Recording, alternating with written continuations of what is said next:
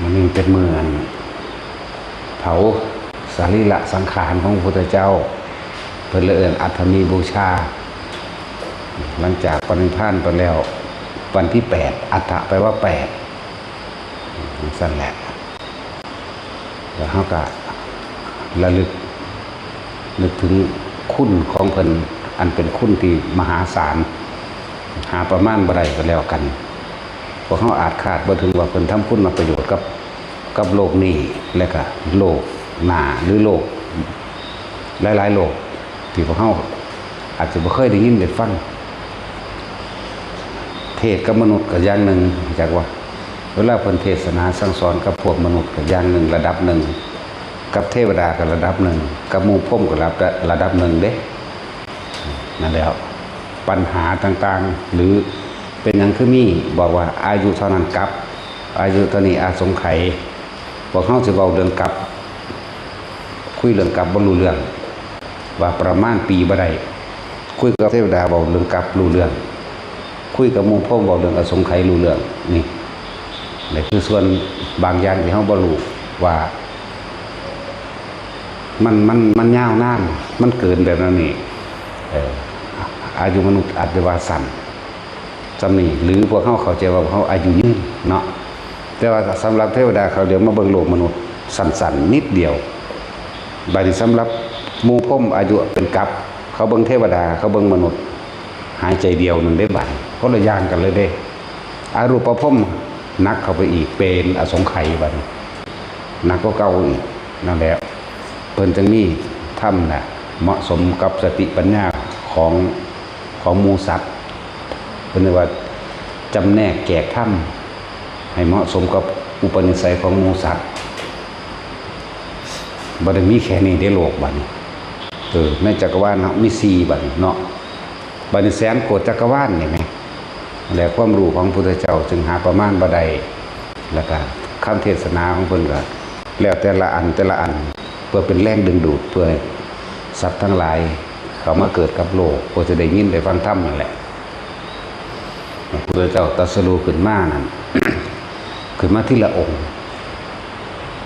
เป็นเอกะทีละหนึ่งเท่านั้นบ่มี2นั่นแหละพระพุทธเจ้าจึงเกิดขึ้นได้ยากหาฟังยากฟังธรรมะแบบนี้ส่วนมากเขาไม่ถึงแต่ว่าเขาพาขอเขาพาสั่งเนาะขอความร่ำรวยขออายุยืนขอบ่เจ็บบ่ปวดบ่ป่วยขอให้ลูกเต้าสมหวังเป็นเศรษฐีมีชีวิตเป็นสุขในโลกนี้บ่มีดอกคำว่าสุขหรือโลกได้ก็สร้างขึ้นชื่อว่าเกิดแล้วบ่มีคำว่าสุขดอกมีแต่ทุกข์เกิดแล้วก็ทุกข์ดับทุกข์ดับแล้วก็ทุกข์เกิดมันสั้นแหละจังว่าเฮาระลึกนึกถึงบุญคุณของเพิ่นหาประมาณบ่ได้พวกทัสสหิจะโรกตาตูหินี่แสนโกฏจักรวาลเด้จักรวาลหนึ่งมีเท่าไหร่บาท 2,000 เด้ทั้งสั้นแล้วไล่เบิ่งดูแสนโกฏจะสิไล่เป็นหยังเนาะเฮาอาจจะเบิ่งแล้วบ่มีค่าบ่มีความหมายสำหรับเฮาแต่ว่ามีความหมายสำหรับสติปัญญาในอีกระดับหนึ่งเด้นั่นแหละต่างกัน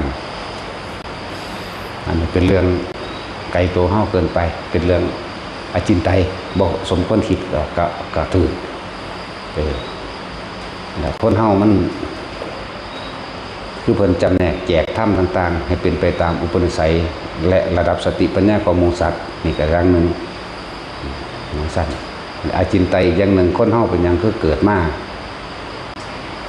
มีความจนมีความรวยบ่เสมอกันบางคนก็อายุสั้นบางคนก็อายุยืนบางคนก็เฮ็ดอีหยังเล็กๆน้อยๆนิดๆหน่อยๆเป็นเงินเป็นทองสมหวังกันมาบางคนเฮ็ดแทบตายก็บ่ได้อีหยังมีแต่ขาดทุนมีแต่เขาโคตรเขาโกงจักว่าล่ะนั่นแหละหลายอย่างที่พวกเขาบ่เข้าใจที่เคยว่าคนเป็นหมดบุญเป็นจังไดเนาะบางคนลงทุนเขาทำงานทุ่มเทเต็มที่แต่มีแต่การขาดทุนและขาดทุนเฮ็ดหยังก็บ่ได้สมหวังเพราะว่าคัดขวางการให้ทานเขา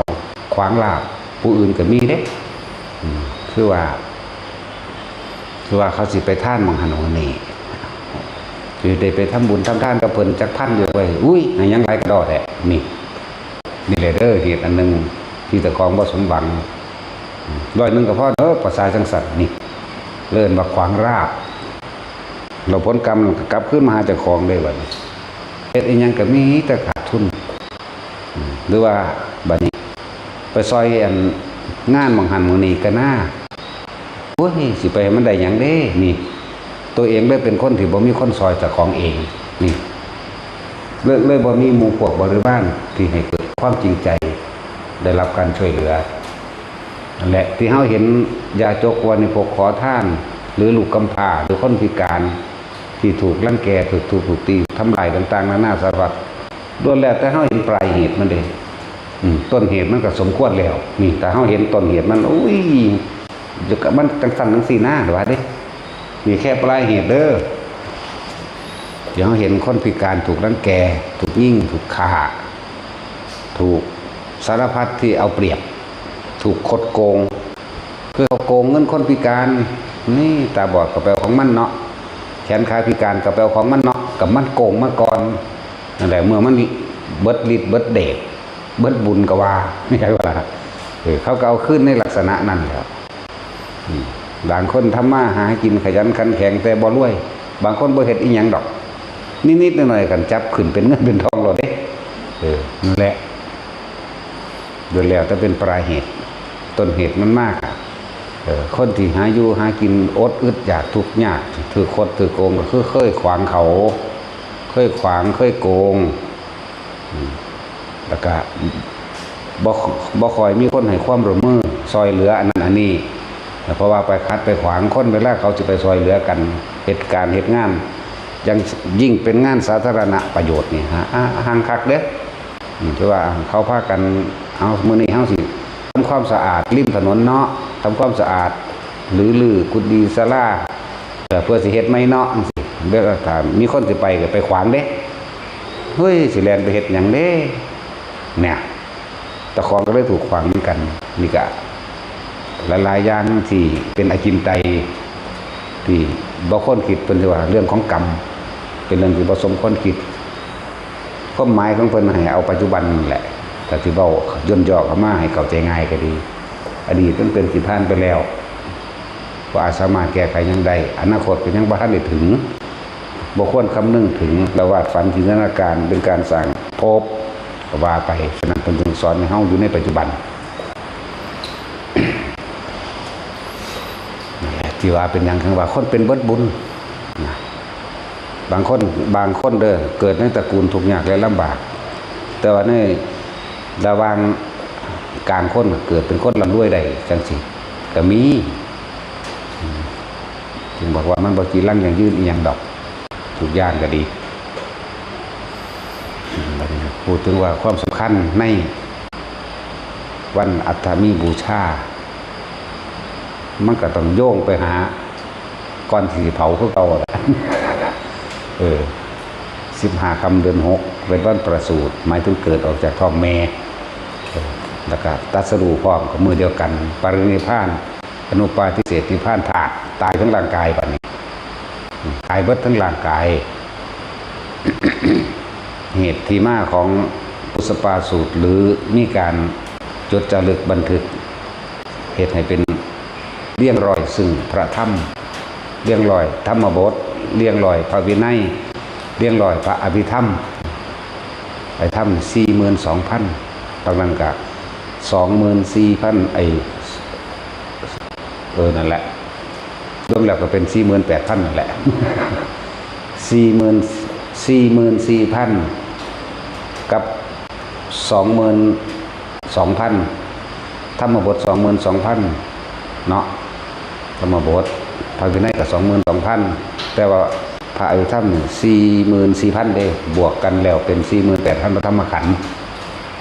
นั่นเป็นเหตุในการเรียกร้อยที่ว่าความเป็นมาของปุสปาสูตรเราของบางอย่างที่เราพูดหมายถึงเราตถาคตไปพูดก็พูดไปหมดแล้วแต่ของบางอย่างไม่อาจสามารถจะสื่อสารด้วยคำพูดได้เราได้ส่งต่อให้กับกัสสปะแล้วเราได้ส่งต่อให้กับมหากัสสปะแต่ว่าบ่มหากัสสปะคือบ่เข้าใจเนาะตะกี้ว่ามีมหาดอก คือพระมหาโมคคัลลาจังสิบ่มีผู้ใดแต่งตั้งแต่ว่าจังเพิ่นไปเรียนอันจบบาลีจบปทได้แล้วจังสิได้มหาเนาะ โบราณกาลเขาเจ้าแต่งเพื่อให้เกิดความแยกแยะออกมาซื่อๆเป็นให้เกิดการจดจำง่ายคือจังพาเลวตะจังสิถ้าว่าเลวตะใดกังขาเลวตะกะแม่เหมือนว่าซั่นถ้าเพิ่นก็ซื้อเลวตะซื่อๆแหละแต่ว่าเป็นคนมีความสงสัยมากกังขาแปลว่าสงสัยเลยมาใส่ซื่อเพื่อให้เกิดแยกแยะออกมาซื่อๆเป็นบุคลิกพิเศษ เริ่มกังขาเลวตะมั่งหรือเลวตะน้องไส้ภาษาลิบุตรอีกเลวตะหนึ่งได้บ่นี่นะเลวตะยังละก็จังยังมีสื่อต่อเด้เกิดว่าเพิ่นไปอยู่ป่าต้นตะเคียนนะสื่อตะเคียนของภาษาบาลียังได้คิระลิยะอย่างนี้ละเลวตะทิขาริยะอย่างนี้นะเรียกว่าเลวตะผู้อยู่ป่าตะเคียนนะความหมายเพิ่นอันนี้เลวตะผู้มีความสงสัยมากหลายเลวตะกระดอกเดี๋ยวเป็นสั้นแหละนั่นแหละคำว่า มันละเอียดมันลึกซึ้งก็ยังไงเด็กของคำว่าปุสปาสูตรเราได้ส่งต่อให้กับมัคคัสสปะแล้วนะส่งต่อโดยความรู้สึกใส่กันเลยผู้อื่นรับบ่ได้เหมือนกันแหละกับการรับผ่าของพระพุทธเจ้านะผ่ายังผ่าสังฆาบ่นั่นแหละที่พระมหากัสสปะได้รับได้ผู้เดียวนอกนั้นรับบ่ได้เด้คุณธรรมบ่สูงบ่ถึงบ่พอสิรับได้ข้าวชาติแล้ววันนี้ บางครั้งก็ข้าวเดียวเนี่ยโอ้ยบักหาเนี่ยมันมีตะเล่นจังซั่นแหละ นั่งพาไม้เนี่ยเลยนั่งสมาธิเพชรมื้อเช้าก็ยังคุยให้ฟังอยู่ตอนหนูยังหน่อยหนูไปวัดกับพ่อกับแม่หั่นว่าหนูจ้องดวงอาทิตย์ตอนขี่รถไปหนูจ้องดวงอาทิตย์เป็นแบบนี้คุณดีธรรมดาดิท่านถึงเวลามึงซื้อดอกได้กสินได้แล้วมาท่านถึงเวลามันซื้อมันเป็นจังสี่แหละมันอดทนทางอารมณ์ก่อนอดทนทางถึงดาถึงฝ่ามือมัน แต่ถึงเวลามันสิเปิดตัวเองดอกพอกับแมนนั่งบอกหูจักเด้มันจ้องดวงอาทิตย์คือเฮ้าคนดีธรรมดาบ่นั่นมันเป็นตัวเองของมันเลยแหละพวกนี้เราสะสมมาแต่หน่อยนั่นแหละพ้นทุกข์ตัวหน่อยก็ไม่ได้พ้นทุกข์บาดเท่าพวกนี้หรอกจะกี่พ้นหรือว่าพ้นที่พวกนี้กันเลยเนาะจะกี่พ้นหรือว่าพ้นทุกข์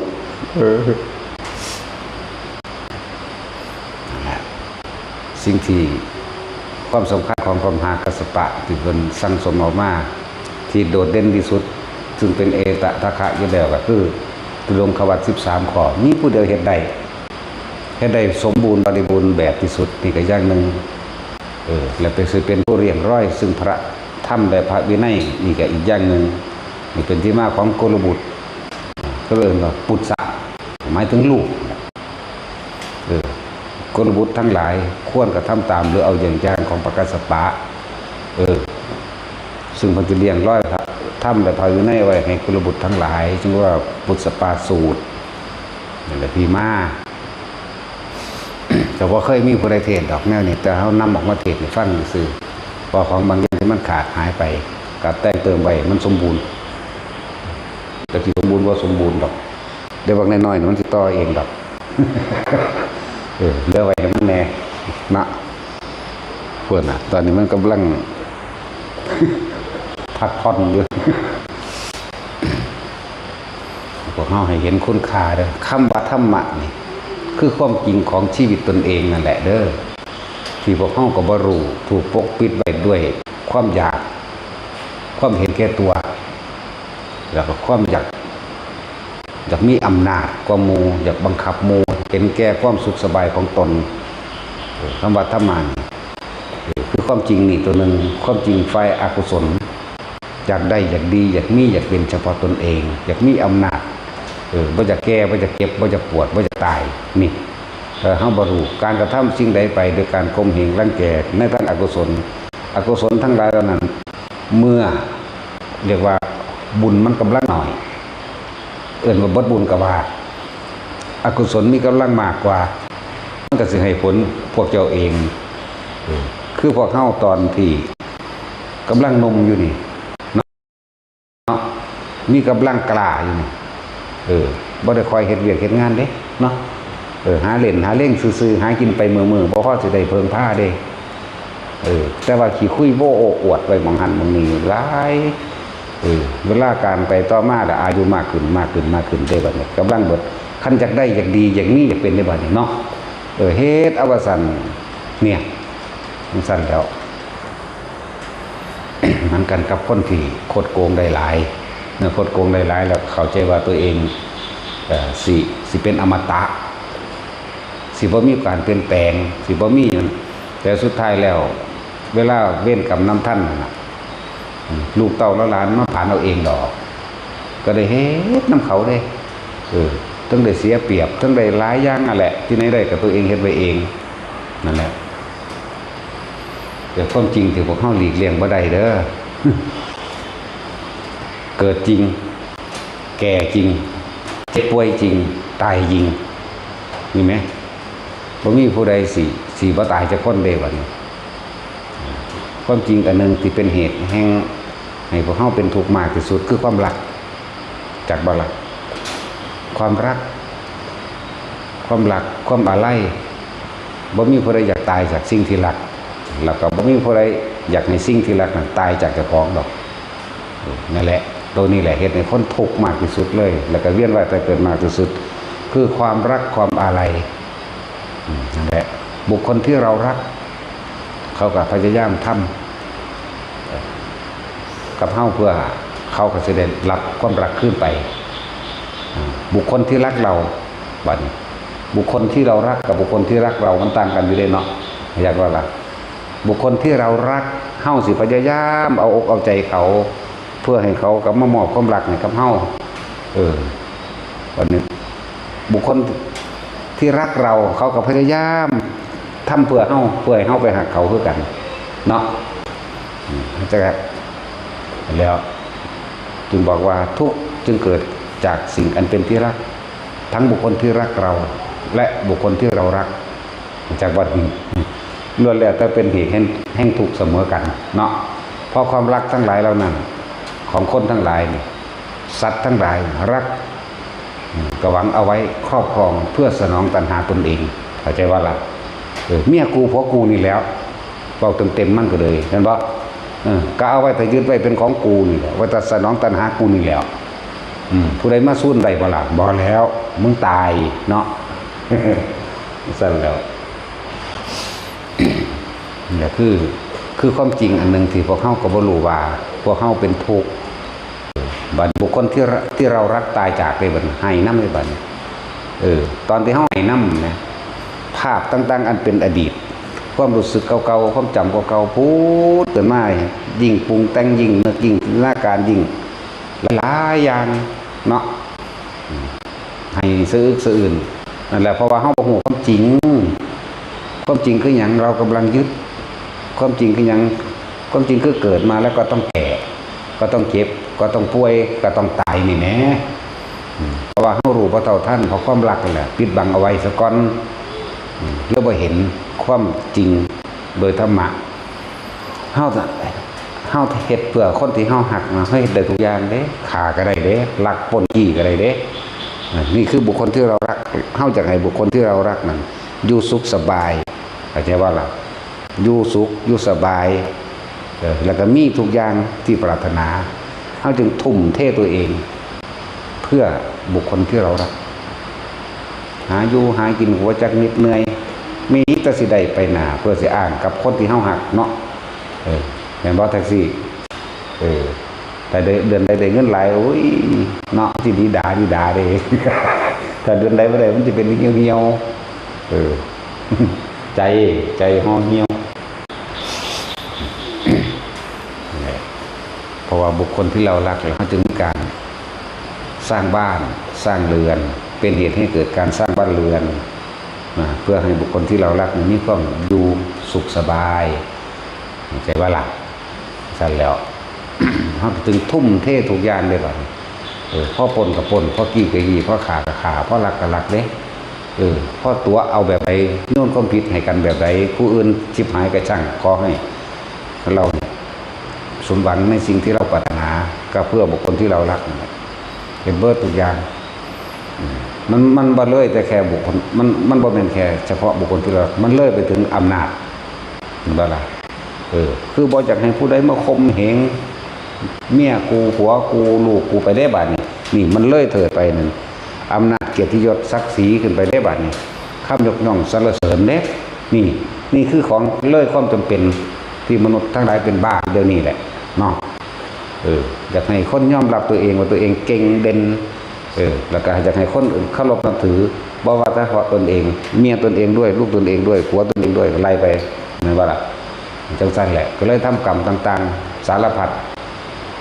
โดยก็ได้เข้าใจว่ากรรมทั้งหลายที่เฮากระทำนั่นน่ะสิจะย้อนขึ้นมาให้ผลกับเฮาเราทำสิ่งใดเราก็ย่อมได้รับผลสิ่งนั้นกรรมจึงจำแนกแก่สัตว์ต่างๆเป็นไปตามผลของการกระทำคือกรรมที่ตัวเองกระทำเอาไว้นี่ก็ถึงบอกว่าไม่ว่ากุศลและอกุศลย่อมคืนมาหาบุคคลที่กระทำได้เกิดกลายเป็นสมรู้ร่วมคิดซึ่งกันและกันผัวเมียคุยกันเอาสั่นนะว่าเอาสิบ่เฮานั่นแหละที่มันผูกพันกันไปเรื่อยคือการทำผิดอันเลยของจำเป็นในชีวิตจะว่าของจำเป็นในชีวิตมีอย่างอาหาร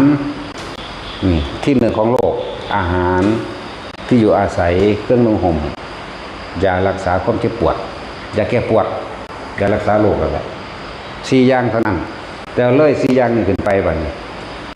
คำสรรเสริญแม่นบ่ต้องการความยอมรับต้องการความสรรเสริญต้องการที่มีอำนาจมึงต้องเคารพกูและในครอบครัวตระกูลกูพร้อมนี่ก็เลยสร้างอย่างต่างๆนานาเพื่อให้เกิดอิทธิพลเพื่อให้เกิดอิทธิพลให้การเคารพนับถือเด้โดยบ่ได้รู้ได้ว่าผิดหรือว่าถูกบัดนั่นแหละแต่ส่วนมากมันไปทางเลวเนาะถ้าอิทธิพลทางดีมันดีอยู่ได้บัดนี้อันนี้จึงบอกว่าแต่ละคนเฮาสิเคารพนับถือกันด้วยใจคือความดีโดยไม่หวังสิ่งใดตอบแทนช่วยเหลือเรื่องอาหารช่วยเหลือเรื่องที่อยู่อาศัยช่วยเหลือเรื่องยารักษาโรคช่วยเหลือเรื่องเครื่องนุ่งห่มเนี่ยช่วยเหลือโดยบ่หวังสิ่งใดตอบแทนแม่นอยู่เขาก็สบายใจแม่นตายจากไปเขาก็คิดถึงเท่านั้นนะเราก็ดีแท้เด้แต่ว่าสำหรับคนที่หลงในหลักในหยดในสรรเสริญเนาะหลงตัวเองช่วยเหลือก็เพราะหวังสิ่งตอบแทนต่างกันบ่ช่วยเหลือเรื่องเงินช่วยเหลือเรื่องอาหารช่วยเหลือเรื่องคืออยู่อาศัยช่วยเหลือเรื่องยารักษาโรคหรือนำส่งโรงพยาบาลมื้อนี้ก็หวังผลตอบแทนขึ้นมาได้มันทางนี้หรอกแต่เขาเห็นบ่ถูกใจโอ้ยนี่แหละคุณเอ้ยเห็นว่าอีนี่แหละคุณบักนี่แหละคุณกูนี่เฮ็ดน้ำข้นบ่ขึ้นดอกว่าดินั่นเรียกว่าหวังสิ่งตอบแทนคนเฮามันรู้สัมผัสใจกันได้อยู่ดอกนะว่ามันเป็นจังไดแม่นบ่ล่ะเอาเฮ็ดเอาหน้าดอกว่าดิเนาะผู้นั้นก็ดีเฮ็ดเอาหน้าทั้งสั้นทั้งสี่รังแกข่มเหงเขาโอ้เขาฮู้อยู่ดอกนั่นแหละแต่ว่ามันบ่ฮู้ว่าการกระทำสิ่งทั้งหลายเหล่านี้แล้วมันสิย้อนขึ้นมาหาเฮาคือเก่าการให้ผลของกรรมนี่มันบ่แม่นให้แต่ปัจจุบันณขณะนี้ให้พรุ่งนี้ก็ได้มะรืนนี้ก็ได้พรุ่งแล้วก็เดือนนี้ปีหน้าหรือชาติหน้าและชาติต่อๆไปมันไม่ธรรมดาเด้กรรม10 อย่างเวลามันให้ผลเนาะซั่นแล้วเยอะจังว่าเฮามาระลึกถึงแล้วที่ได้นำสิ่งเหล่านี้มาบอกมาแนะนำให้ก็ออกจากปากพระพุทธเจ้าเลยออกจากพระพุทธเจ้าเลยนี่บ่แม่นออกจากเฮาเองแต่กี้เฮาก็บ่รู้คือกันนั่นแหละก็เลยต้องอาศัยคำสอนของพระพุทธเจ้ามาเป็นเครื่องนำทางในการดำเนินชีวิตฆ่าสัตว์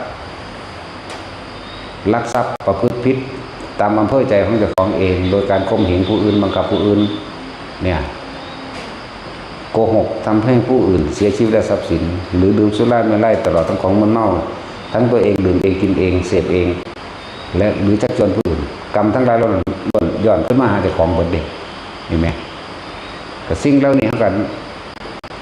ได้ความรู้อันนี้แนวทางอันนี้จากพระพุทธเจ้านั่นแหละเรียกว่าพุทธเจ้าพันยิ่งใหญ่ขนาดใดมีคุณต่อโลกขนาดใดนี่อิทธิฤทธิ์บุญญาฤทธิ์โอ้สารพัดนั่นแหละขนาดใดสุดท้ายแล้วเพิ่นก็ต้องตายไหมเนาะแล้วพวกเฮานี่แม่นหยังถ้าสิพูดถึงฐานะตระกูลเนาะเพิ่นก็เกิดในตระกูลกษัตริย์อยู่แล้วอยู่ในฐานะกษัตริย์อยู่แล้วความร่ำรวยของเพิ่นก็เป็นที่หนึ่งของโลกอยู่แล้วนะแต่พวกเฮามันหยังมันซ้ำขี้ดังเพิ่นนี่เด้อุ้ยเฮาบ่ได้เทียบกับขี้ดังเพิ่นดอกเนาะตามธรรมดาแล้วถ้าเพิ่นบ่ออกบวชจะต้องได้เป็นจักรพรรดิแน่นอนเข้าใจว่าล่ะเป็นจักรพรรดิปกครองโลกทั้ง4พุ่นเด้อบ่แม่นปกครองโลกนี่เด้บ่แม่นจักรพรรดิเอามาแต่งตั้งกันโดยข่มเหงกันเด้จักรพรรดิญี่ปุ่นจักรพรรดิอังกฤษหรือจักรพรรดิเยอรมันจังซี่บ่แม่นอันนั้นมันตั้งชื่อเอาซื่อๆเด้จักรพรรดิแท้บ่ได้เป็นสั่นเด้นั่นแหละคุมในสหชาติพวกเกิดพร้อมกันกับเพิ่นบ่สิเป็นครูบารมีคือนักพนังพิมพ์ผ้านี่หรือต้นไม้นี่ก็ตามแต่ที่อันนึงที่ว่าเป็นเครื่องรับประกันยืนยันความร่ำรวยของเพิ่นเองขุมทองทั้ง4มันบ่ได้น้อยเด้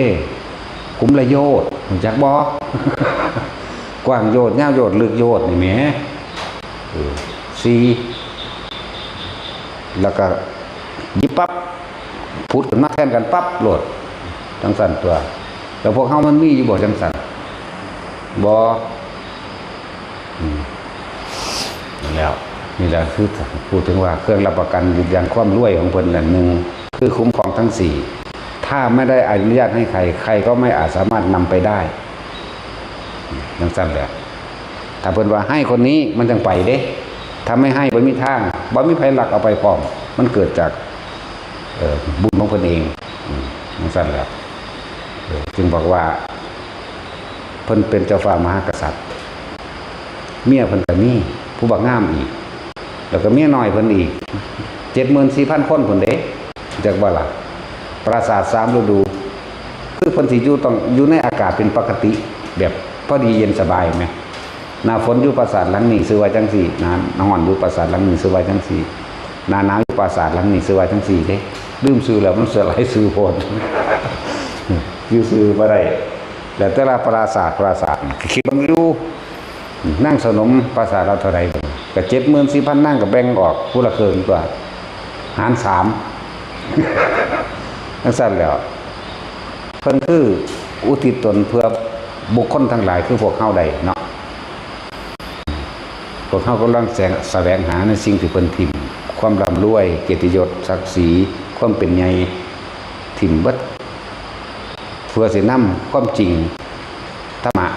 คือความจริงของชีวิตพวกเฮาออกมาแสดงให้พวกเฮาเห็นตามความเป็นจริงนี่แหละเห็นว่าทำดีได้ดีนี่แหละทำเลวก็ได้เลวนั่นแหละเห็นว่าทำสิ่งใดก็ได้สิ่งนั้นนี่แหละเป็นต้น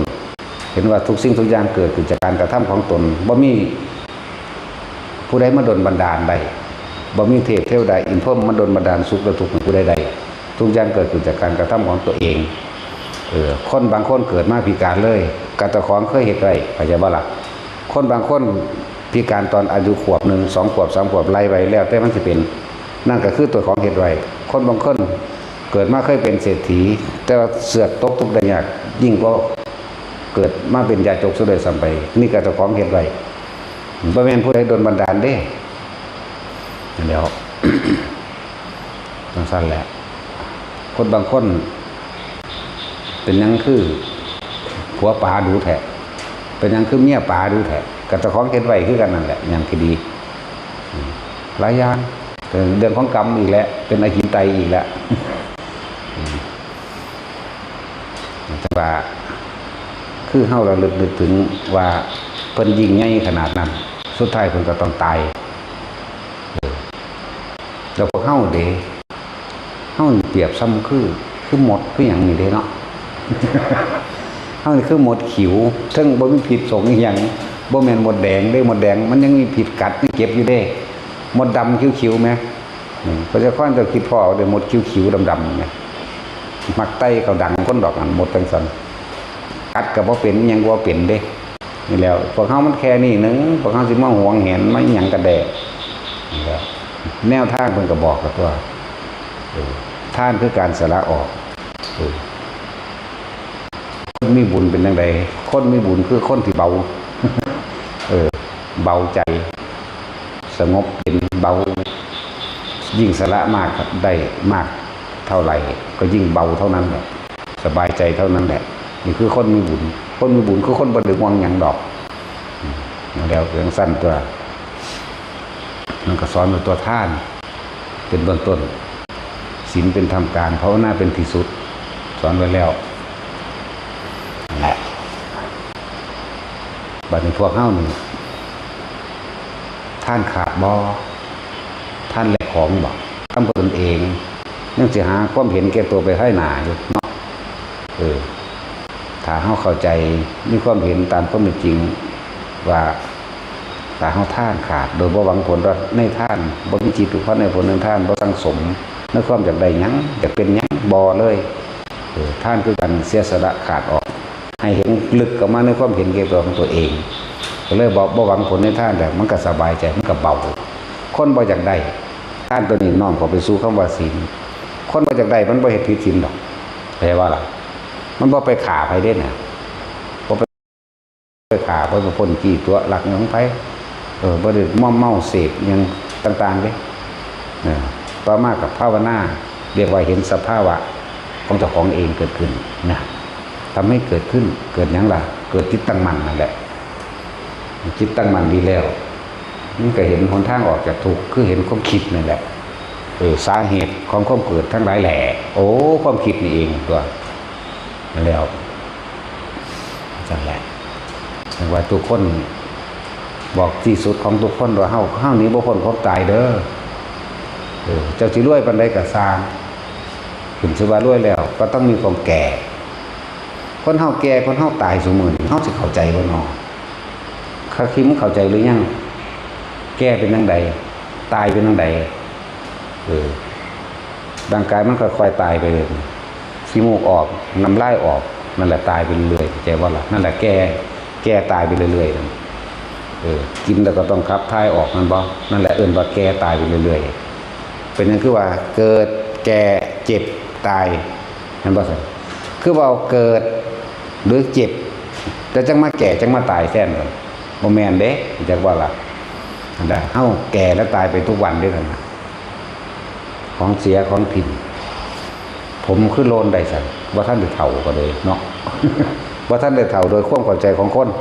แบบ80ยังเอิ้นเฒ่านะ100ยังเอิ้นเฒ่านะมันสั่นตัวผมมันคือโลนอยู่สั่นขี้ไข่มันก็ออกอยู่สั่นนั่นแล้วเล็บมันยาวคือต้องได้ตัดทิ่มสั่นก็นั่นแหละมันแก่ก็นั่นแหละเอิ้นว่าแก่เกิดแก่เจ็บบัดนี้ด้วยปานใดก็สร้างเจ้าสิซื้อความเจ็บบ่ได้ดอกเนาะเอาแม่เอาหนามแทงเอามีดฟันแล้วก็ซื้อไว้บ่ให้มันเจ็บเอาก็ซื้อไว้ได้เก็บคือเก่าด้วยปานใดก็สร้างเจ้าก็ซื้อความป่วยบ่ได้เจ้าก็ต้องป่วยคือเก่าอันนั้นปลายเหตุให้เจ้าไปรักษาโรคมันบ่ล่ะซั่นแล้วนักวิทยาศาสตร์มันสิเก่งมาทางใดแม่มาทางใดเนาะแต่ว่ามันเก่งมันคือบ่หาเครื่องป้องกันความแก่ซั่นเนาะเกิดมาแล้วมึงบ่ให้แก่ บ่ให้เก็บบ่ให้ป่วยแล้วก็บ่ให้ตายเห็นมั้ยสั่นตัวคนรวยก็เหมือนกันเฮ็ดทันแม้แต่เฮ็ดได้เฮาต้องยอมรับตัวนี้ถ้ายอมรับเฮาก็คลายความกังวลสบายใจเมื่อเฮาคลายความกังวลสบายใจคือมันคิดจนรอบคอบหมดแล้วคิดไปตามความเป็นจริงคิดจนเบิดคิดคือมันยอมรับจนเบิดส่วนยอมรับแล้วสิโลลาภให้กับธรรมชาติความจริงแล้วนี่บัดนี้เฮาก็หาเครื่องอยู่ของเฮาคั่นตัวเพื่อบ่ให้มันเกิดความฟุ้งซ่านรำคาญหงุดหงิดอึดอัดหยังก็ว่าไปเพื่อก็ให้เฮาทรงฌานเจริญฌาน ด้วยอานาปานสติด้วยลมหายใจนี่แหละให้ต้องได้กับตายอยู่แล้วมีผู้ใดห้ามผู้ใดไว้ตายใดดอกเศรษฐีมหาศาลซื้อบ่ให้เมียเฒ่าบังรู้ถ้าซื้อใดเนาะเป็นว่าแท็กซี่ยิงเมียแท็กซี่เดี๋ยวว่าขี้เกียจหาวมึงเติมเนาะไม่ใช่แล้วเห็นมันทำเก่าอะไรอยู่บ่เนาะมึงก็ไปหาเงินมาสมอมึงก็บ่เห็นแต่มันทำเก่าสันเนาะไม่เอาไม่น่าเนาะแท็กซี่อะไรแต่คือเขาต้องยอมรับว่าแล้วเขากับหาถึงมาเทียบเพื่อแต่ว่าเขารวยเขามีความสุขบ่ว่ามันเคยมีความสุขดอกหันรวยหันถูกกว่าเฮาอีกเนาะเฮาตัวมันเป็นคนมีบุญมาเกิดชาวไร่ชาวนาเนี่ยเป็นอิสระเด้พวกข้าราชการบ่อิสระเด้พวกเจ้าทำงานต้องไปตอกบัตรต้องไปเซ็นชื่อเนาะต้องมีเวลาเด้พวกเจ้าตามเวลาเด้ส่วนชาวไร่ชาวนาเฮ็ดไปตามอิสระแม่กูไปเที่ยงก็สิเป็นหยังหน้าเนี่ยเนาะกูไปคำมันก็สิเป็นหยังกูไปตีหนึ่งก็สิเป็นหยังเนาะตรงนี้บ่ได้2 โมงส่องไปเส้นซื้อทั้งสั่นละคนเขาจะพี่อยากเป็นเด็กเป็นราชการเนาะทั้งสั่นละนี่คือหาทางออกของตนเองจงเป็นคนที่มีความพอใจในสิ่งที่มีเข้าใจว่าล่ะเขามีที่อยู่อาศัยแล้วเขามีที่ทำกินแล้วไปดิ้นรนอีหยังกับยศถาบรรดาศักดิ์เกี่ยวกับเกียรติยศศักดิ์ศรีอย่างคนมายกย่องในกระของคนเฮาเกิดมาแค่หากินซ้ำตายนี่นั่นว่าล่ะรวยมันก็เกิดมาหากินซ้ำตายนั่นแหละรวยตายนั่นแหละจนก็จนไปตายนั่นแหละก็หากินซ้ำตายคือกันนั่นแหละเอาแม่เศรษฐีกินน้ำด้วยแก้วเพชรทองคำก็สร้างของเป็นอย่างกับพวกเข้าคนธรรมดากินน้ำด้วยกะละมักข้าวมันอิ่มเท่ากันตัวกินไม่ได้อีกดอกแต่มันอิ่มแบบไปเลยมันก็พ่อคือกันเนาะนั่นตัวรวยบักขนาดล้านกันรวยเธอป่วยเหมือนกันสุดท้ายก็ตายเหมือนกันแม่นั่นแหละนี่คือความเสมอกันเกิดเสมอกันแก่เสมอกันเจ็บป่วยเสมอกันตายเสมอกันบ่มีผู้ใดยิ่งจนกว่ากันธรรมชาตินี่เป็นหนึ่งเดียวเสมอกันสิ่งที่ต่างกันคือความทะเยอทะยานอยากของคนต่างกันแต่ก็คนบ่เข้าใจความจริงบ่เห็นความจริงบ่เห็นความจริงว่ากระทำสิ่งใดกรรมอันใดก็จงได้รับผลของกรรมนั้นคือการกระทำของตนสืบไปคือเก่ามีว่าพ้น กรรมจึงจะแน่แจกสรรพสัตว์ทั้งหลายนี่เป็นไปต่างๆหน้าสารพัดมีความลำรวยมีความยากจนมีความพิการมีความอายุสั้นและอาจจะยืนต่างกันเพราะตัวเองกระทำไปทั้งบัดบ่แม่นผู้อื่นเฮ็ดให้เด้อบ่มีเทวดาบ่มีพรหมบ่มีพระเจ้ามันดลบันดาลสุขและทุกข์ให้ไปได้บ่มีพญานาคบ่มีพระเจ้าขุดมันดลบันดาลอีหยังได้นะทุกอย่างเกิดขึ้นจากการกระทำของเฮาถ้าว่ามันมีได้มันเป็นจริงมันบ่มีผู้ใดถูกจะคนดอกอย่างนึงแต่ก็บ่มีคนพิการพร้อมเนาะบ่มีคนพิการแล้วก็บ่มีคนเฒ่าพร้อมผู้ใดก็สิขอบ่ให้เฒ่าไง แล้วคำว่าแก่อย่างหนึ่งเด้คำว่าชราก็อย่างหนึ่งเด้ฟังดีๆเด้แยกมันออกได้สัพพระพุทธเจ้าแก่นี่เราแก่ทุกวันตั้งขี้มูกน้ำลายกินแล้วก็ต้องไปขี่ไปเงียวออกไปท้ายออกนี่เอิ้นว่าแก่ชรา80 90เอิ้นว่าชราเด้อโรคชราสั่นล่ะต่างหากเด้อจะปนกันกับแล้วแต่ความเข้าใจไผแต่ว่านี่มันเป็นแบบนี้เป็นแยกมาแบบนี้ชราว่าเรามีความแก่เป็นธรรมดาคือว่าอยู่บัดนี้คันว่าชราธรรมโมหิเราคือว่าเรามีความชราเป็นธรรมดาอยู่ซั่นเนาะนี่เอาแก่กับชราบ่คือกันบ่แก่ก็คือนี่แหละขี้มูกน้ำลายออกเนาะผมมันโลนนี่แหมนี่แก่นี่จักบ่นี่กินแล้วก็ต้องไปท้ายออกนี่ละเอิ้นว่าแก่อันนั้นคือชรา หลังคมหลังคอมนะแขวโลนออกเอื่นมาแก่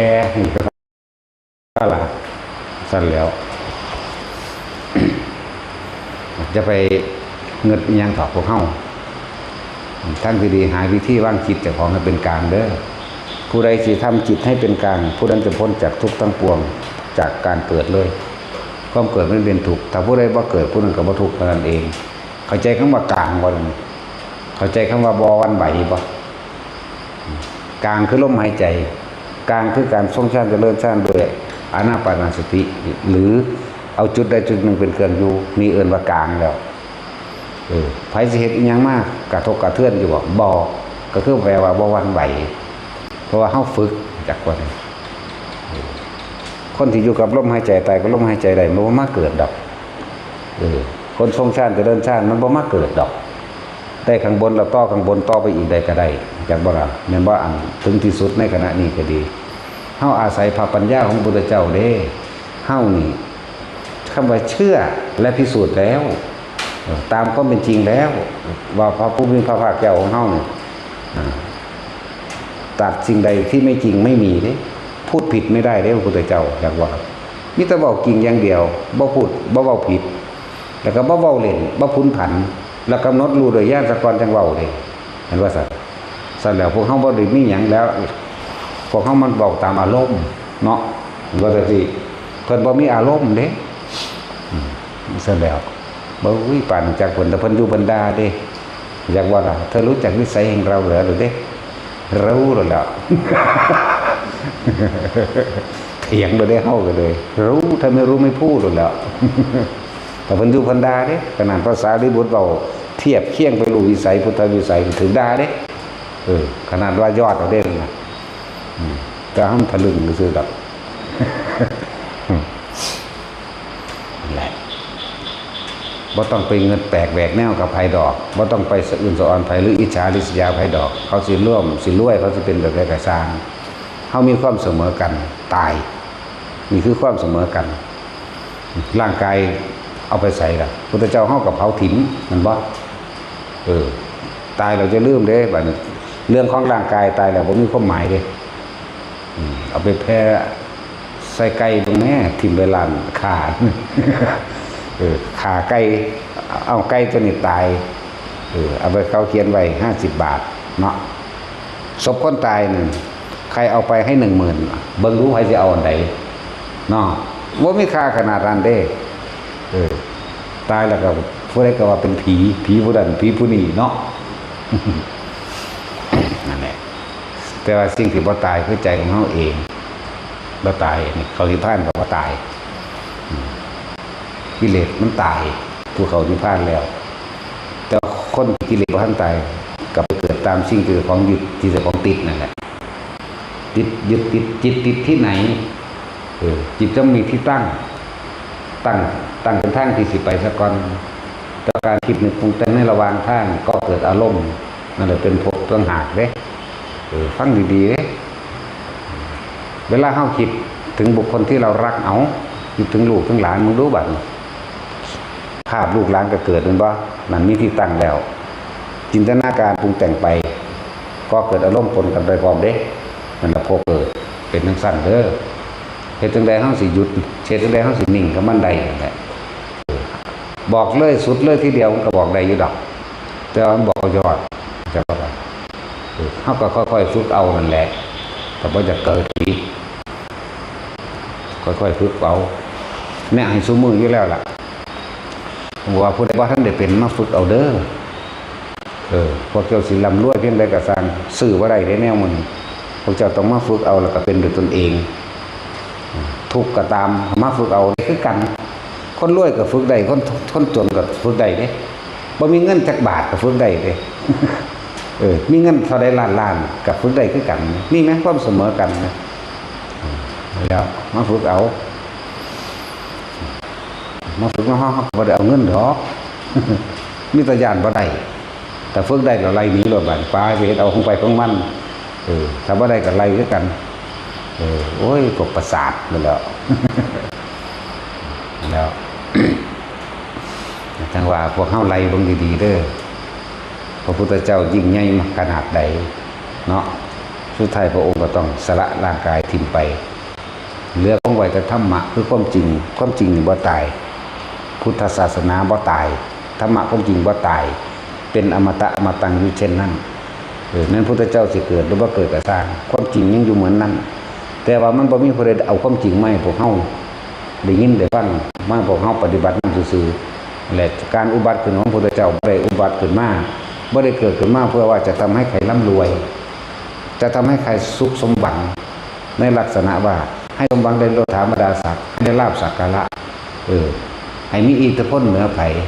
บ่ได้แม่นว่าเพิ่นอุบัติขึ้นมาเพื่อสิให้ผู้นั้นได้สอบเป็นเจ้าเป็นนาย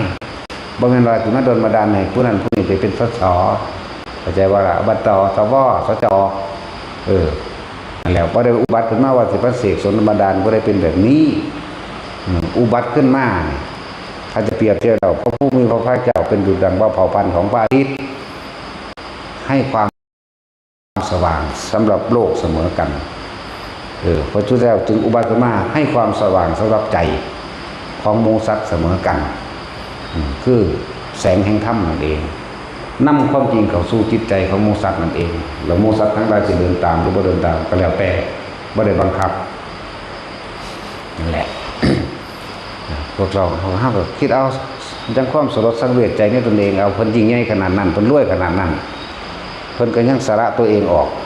เพื่อสินำความจริงนี่มาให้พวกเฮาได้รู้หนทางนั่นบ่ล่ะ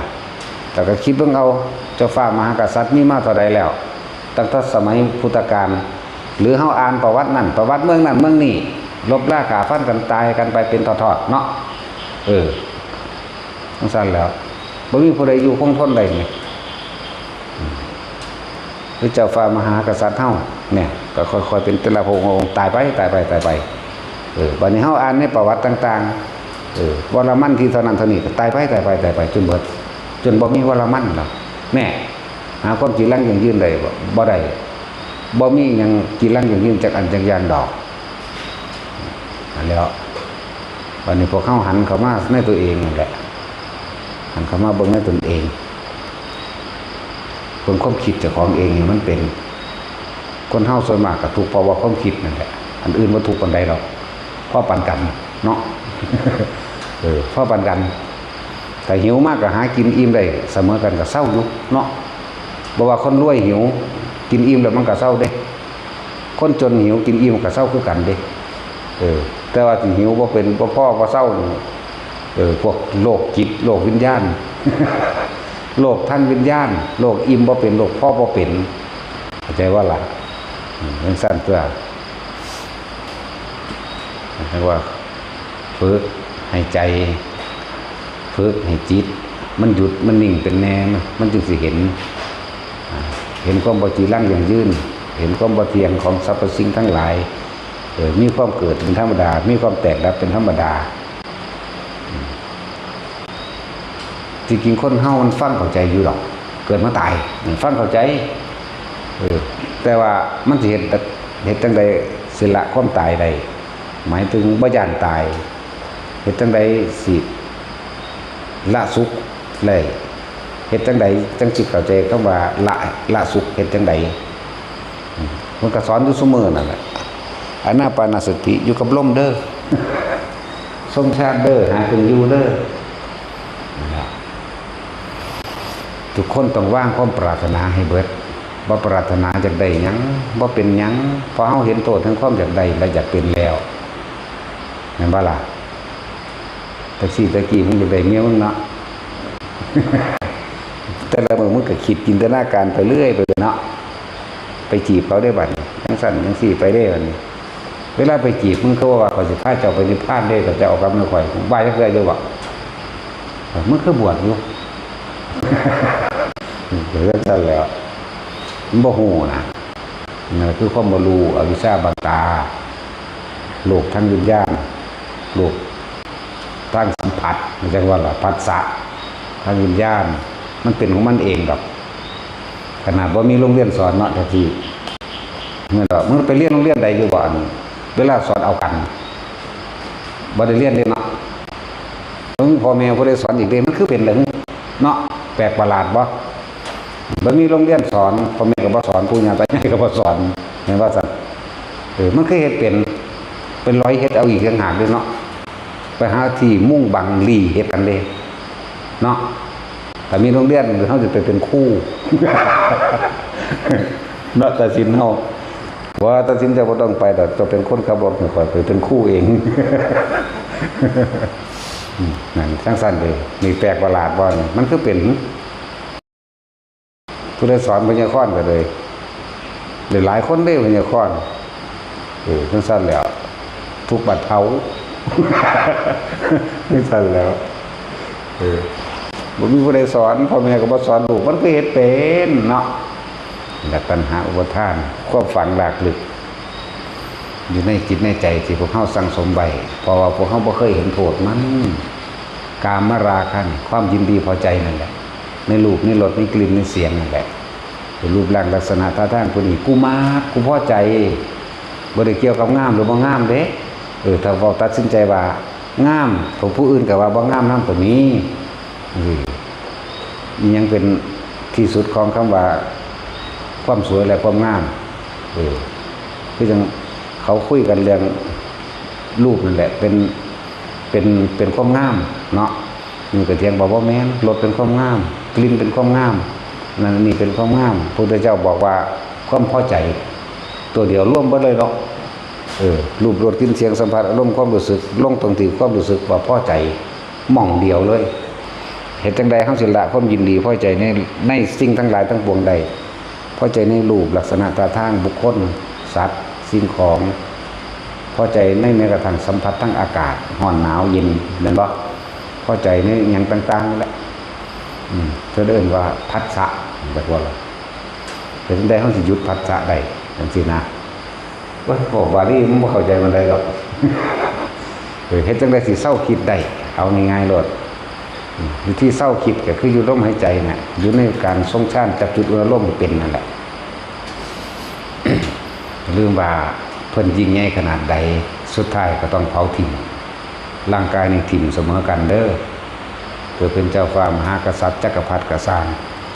จักรพรรดินั่นก็พูดถึงใหญ่ที่สุดแล้วนี่เพราะว่าครองโลกทั้ง4แต่จักรพรรดิก็ตายมั้ยเนาะนั่นแล้วมีอำนาจเหนือทั้งปวงเด้จักรพรรดิเด็กกษัตริย์แต่ละประเทศยังบ่ทันได้เศษเสี้ยวของจักรพรรดิเด้จังซั่นแล้วก็ยังตายบัดนี้พระพุทธเจ้ายิ่งกว่าจักรพรรดิอีกได้บัดนี้ยิ่งกว่าจักรพรรดิเด้โลกทั้งหมดในแสนโกฏโลกธาตุนี่อยู่ใต้ความจริงที่พระองค์นำมาแสดงสุดท้ายแล้วเพิ่นก็ยังตายนี่แล้วพวกเฮาเด้ตายคือกันตายเสมอกันเพราะว่าเจ้าสิใหญ่สิน้อยเจ้าสิเป็นใหญ่เจ้าควรพวกขอทานเจ้าสิเลี้ยนสูงหรือเลี้ยนต่ำความเสมอกันคือตายความบ่เสมอกันคือการกระทำจังหากเด้อสัตว์ทั้งหลายสิแตกต่างกันกับเพราะว่ากรรมคือการกระทำนั่นแหละแต่สัตว์ทั้งหลายก็ฝึกหัดตัวเองหมดความปรารถนาสิ้นหวังเบิดหวังสิ้นคิดหยุดคิดในสิ่งทั้งหลายทั้งปวงในความอยากได้เลยอยากเป็นนิพพานเสมอกันเด้บ่ได้เลือกศาสนาได้บัดนี้นี่คือธรรมะคือบ่ตายธรรมะคือความจริงพวกเฮาฝึกเอาเด้อซ้ำมีคนบอกผู้บอกมันก็บ่แน่เด้ตายเดี๋ยวนี้ก็ได้ตายยามใดก็ได้มันบ่มีแนวว่าสิบอกให้ตายเนาะแต่มันตายไปเลยนะแล้วซ้ำมีผู้บอกในเมื่อแต่ของ ฝึกไปแล้วมันต้องบอกผู้อื่นเป็นดอกแนวมื้อนี้เด้อปัญซ้ำมีผู้บอกแต่ว่าเฮาตายแล้วเจ้าของเฮ็ดเป็นแล้วก็เป็นสอนผู้อื่นได้บ่เป็นหยังบัดนี้แต่คนตายหรือคนบ่ตายเฮาซื่อๆอยู่บ่ได้มีความคิดเลยบ่มีแนวป้องกันอีก บ่ป้องกันว่ากูต้องบ่ตายกูต้องแบบนั้นบ่มีหยังในความคิดย่านตายหรือบ่ย่านตายมันก็บ่มีแต่เชื่อว่าถามว่าอยากตายบ่อยากเลยเด้ มีแต่เหลืออย่างเดียวปลดปล่อยพระราคันหามเป็นของหนักอย่างว่าล่ะขั้นกินข้าว ว่าง่ายๆซะเมื่อได้กระตุกขึ้นมาหาขอกินยังดูเถอะบุ ขั้นกินเขาขั้นอาบน้ำมันห้อนที่ได้อาบเนาะแต่ย่ำหนาวให้แม่บ่เปิดน้ำปันใดเฮา สั่นแล้วมันเหลือภาระเดียวคือกลางกายเท่านั้นเองเดี๋ยวก็ห้อนหาแนวเฮ็ดให้เย็นหิวก็หาแนวบำบัดความหิวบ่ให้หายหิวเด้ชั่วคณะก็หิวไหมเนาะทั้งสั่นตัวเดี๋ยวห่อนเดี๋ยวนายเดี๋ยวหิวเดี๋ยวก็เป็นไข้เป็นหวัดเป็นไอนั่นนี่หาความจริงลั่นอย่างยื่นเบาได้จากอย่างขนาดอาการต่างๆนี่ก็ดีเลยว่ามันยังเป็นภาระอยู่ทุกข์ในกระทุกข์เฉพาะติดร่างกายแต่ว่าใจบ่ทุกข์ใจบ่มีแหละเอาสมาทาน